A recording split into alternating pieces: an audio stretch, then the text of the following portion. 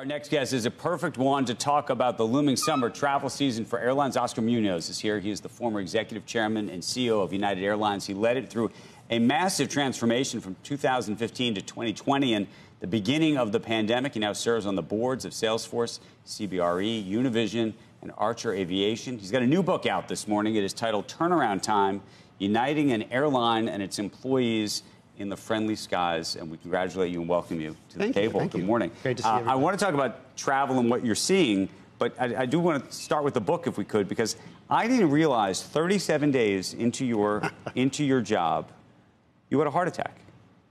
And I thought, you know, even just thinking through what that meant, not just to you personally, but sort of how you even approached the rest of the job and the rest of your life. And I was hoping you'd sort of speak to it. Heart transplant, right? Inevitably ended up in a heart transplant. Yeah, so I remember that well. I blew that old heart up pretty well, and well documented. And you all spoke about it here. Right. And we had a proxy battle at the same time. Yep. And then, of course, we were still working the contract negotiations.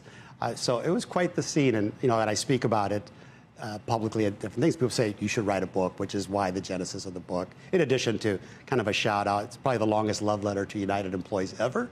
And I'm proud to do that. But yeah, no, the heart situation was, of course, not expected. I don't recommend it. But no, the PSA on that is heart disease is the biggest killer in America.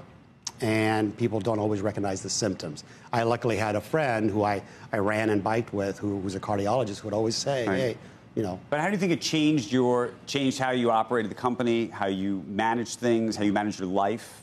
Replacing a heart, as you can imagine, is a daunting sort of emotional stage to go through. It didn't change me at all. It's just an organ. I know that, and I can physically tell you that it had no difference.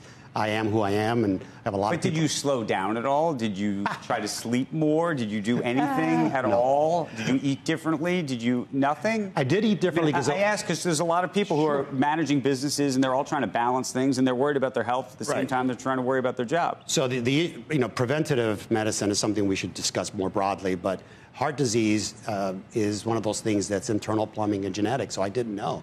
I was an avid runner and biker. I was a vegan.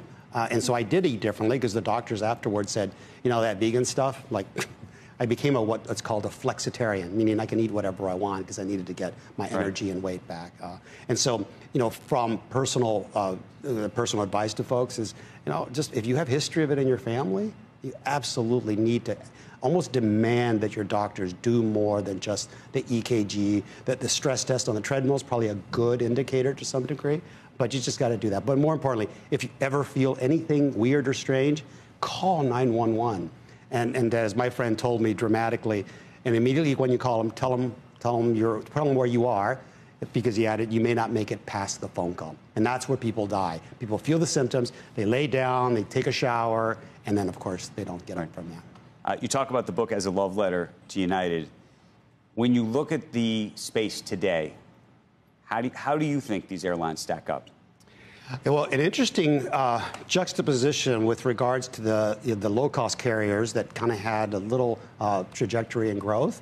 It's kind of flipped around from a profitability perspective. The bigs, certainly United and Delta and possibly American, are just doing a lot better. The capacity constraints that the smaller ones are and the costs associated with inflation, I think, are affecting. So it's a weird sort of balance and mix, which I'm happy to see just because our folks put a lot of hard work into it.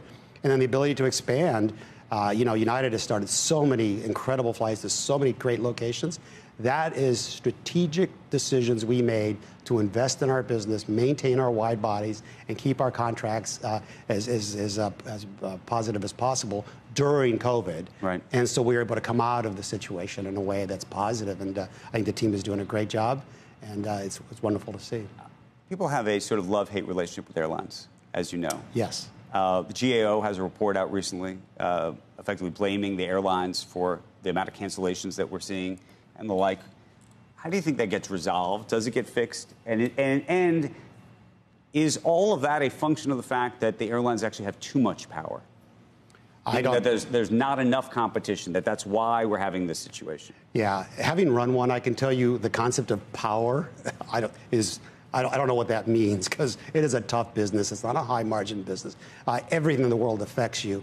With regards to cancellations and the concerns, they're broader issues that we've raised for a long period of time. Air traffic control systems and modernization, like the rest of the world, is something that is critical to the infrastructure of this nation. But you think that's the problem, even though the GAO is saying it's the airline's fault? I'm not going to get into the debate of the GAO and their analysis and research. I can tell you from a factual perspective, the things that slow us down, the things that decrease the flow of traffic, has nothing to do with anything other than the fact that we have an air traffic control system that is So this could be a government problem, not a private sector problem. I've never heard of one of that, really, the government affecting. And I didn't say that, Joe, so I just want to make sure. But that's a whole new concept.